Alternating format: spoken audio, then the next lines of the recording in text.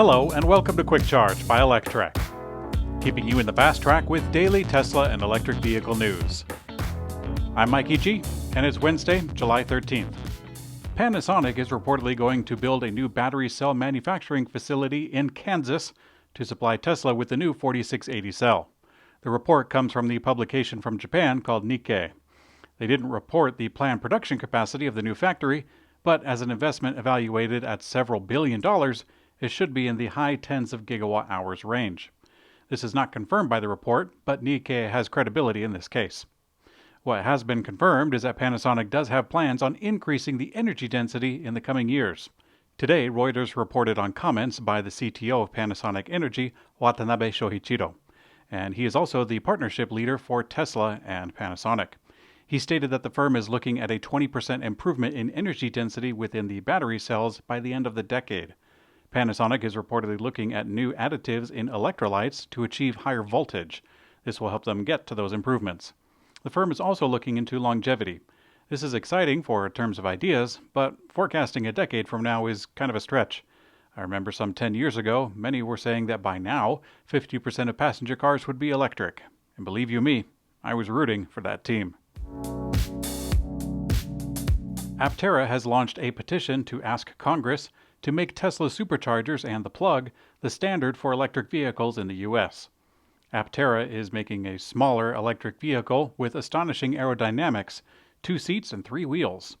They've already made it public that they intend to use Tesla charge ports in their car, but now Aptera co-founders Chris Anthony and Steve Fambro have launched a petition on change.org to ask Congress to make the Tesla change.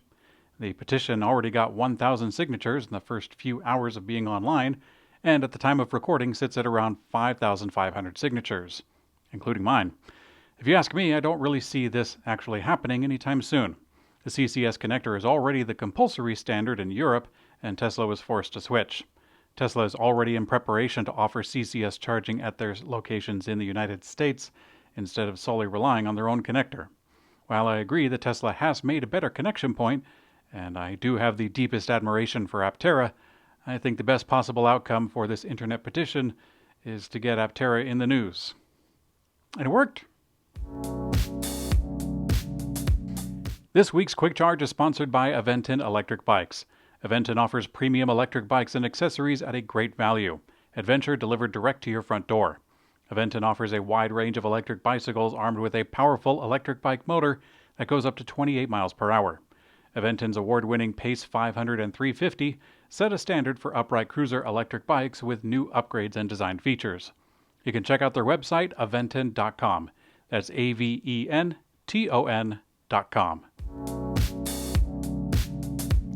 Polestar is reporting a 125% increase in electric car sales during the first half of 2022. After relaunching Polestar as a separate electric brand from Volvo, it's been a bit of a shaky start. Today, the company reported their second quarter delivery results and confirmed 21,200 units during the first half of the year. Demand is also looking strong with a backlog of 50,000 orders. Although, Hertz has announced an order to Polestar for 65,000 vehicles, so we're not sure how that plays into the figure of 50,000 backlogged. At any rate, the increase can be partly explained by Polestar expanding its retail presence from 103 to 125 stores around the globe. About 30 more are expected to open by the end of the year. Polestar's next vehicle is an SUV, planned for this October.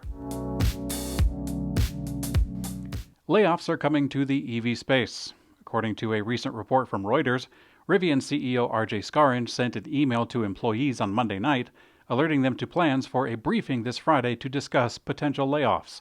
He also plans to suspend certain internal programs as part of a restructuring of the company. At the end of the first quarter, Rivian had over $16 billion cash in hand, so potential layoffs feel more like a precautionary move to stay as lean as possible.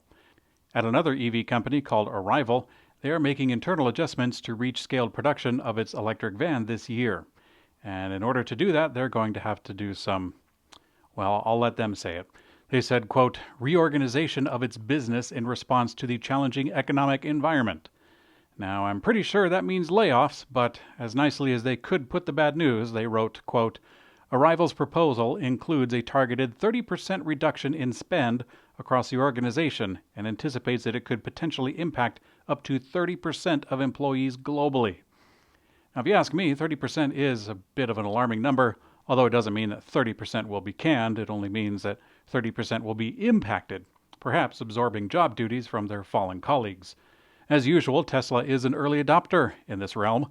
Last month, we reported that Elon Musk had emailed Tesla executives telling them that they needed to cut 10% of the workforce and pause hiring due to his super bad feeling about the economy. Chinese automotive conglomerate Geely is entering the electric pickup truck market, and they're calling their new brand Radar Auto.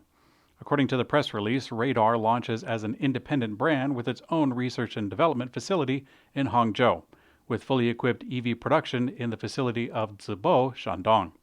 So far, all we really know about the first pickup is it's called the RD6, and that it will come in a single and dual motor option. It'll have a frunk, plugs in the rear bed, and offer considerable cargo space. In today's community comment found on YouTube, Martin Woods asked, quote, "We are having a heat wave in the UK right now. Slightly worried about my Model Y and the overheat protection software update. Don't want my EV to go up in flames. Are EVs at risk in extreme heat?" Well, Martin, I'm not really sure. We'll have to see what the heat wave produces from different parts of the world.